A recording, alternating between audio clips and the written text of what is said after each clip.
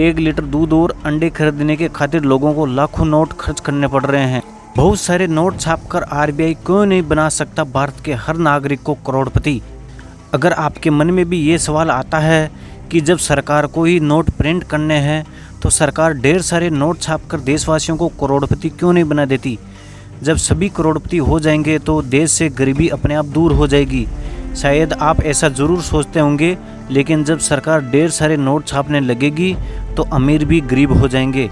पिछले कुछ दिनों से 2000 रुपये के नोट को लेकर काफ़ी चर्चा हो रही है।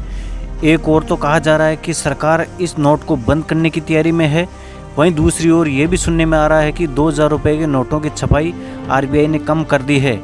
हालांकि अब तक सरकार की ओर से इस पर कोई बयान नहीं आया है, लेकिन इन चर्चाओं से दूर अगर नोटों की छपाई को लेकर बात करें तो अक्सर लोग पूछते हैं कि क्यों सरकार अपने मन मर्जी के मुताबिक नोट छाप सकती है। यही सवाल गूगल पर भी काफ़ी ढूंढा जा रहा है। इसी सवाल का जवाब आज की वीडियो में हम जानेंगे। अगर आपके मन में भी ये सवाल आता है कि जब सरकार को ही नोट प्रिंट करने हैं तो सरकार ढेर सारे नोट छापकर देशवासियों को करोड़पति क्यों नहीं बना देती। जब सभी करोड़पति हो जाएंगे तो देश से गरीबी अपने आप दूर हो जाएगी। शायद आप ऐसा ज़रूर सोचते होंगे, लेकिन जब सरकार ढेर सारे नोट छापने लगेगी तो अमीर भी गरीब हो जाएगा। अर्थशास्त्री बताते हैं कि कोई भी देश अपनी मर्जी से नोट नहीं छाप सकता है। नोट छापने के लिए नियम कायदे बने हैं। अगर देश में ढेर सारे नोट छपने लगें तो अचानक सभी लोगों के पास काफ़ी ज़्यादा पैसा आ जाएगा और उनकी आवश्यकताएं भी बढ़ जाएगी। इससे महंगाई 7वें आसमान पर पहुंच जाएगी।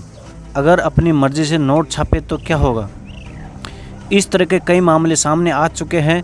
कुछ देश ऐसे हैं जिन्होंने नियम से ज़्यादा नोट छापने की गलती की, जिसकी सज़ा वो आज तक भुगत रहे हैं। दक्षिण अफ्रीका में स्थित जिम्बाब्वे ने भी एक समय बहुत सारे नोट छापकर ऐसी गलती की थी। इससे वहाँ की करेंसी की वैल्यू इतनी गिर गई कि लोगों को ब्रेड और अंडे जैसी बुनियादी चीज़ें खरीदने के लिए भी थैले भर भर कर नोट दुकान पर ले जाने पड़ते थे। नोट ज़्यादा छापने की वजह से वहाँ एक अमेरिकी डॉलर की वैल्यू 25 मिलियन जिम्बाब्वे डॉलर के बराबर हो गई थी। इसी तरह हाल दक्षिण अफ्रीका के एक वेनेजुएला देश का भी हुआ। वेनेजुएला के केंद्रीय बैंक ने अर्थव्यवस्था को संभालने के लिए ढेर सारे नोट छाप डाले। इससे वहाँ महंगाई हर 24 घंटे में बढ़ने लगी, यानी खाने पीने की चीज़ों के दाम रोज़ाना डबल हो जाते थे। बाज़ार में रोज़मर्रा के सामान मिलना बंद हो गया।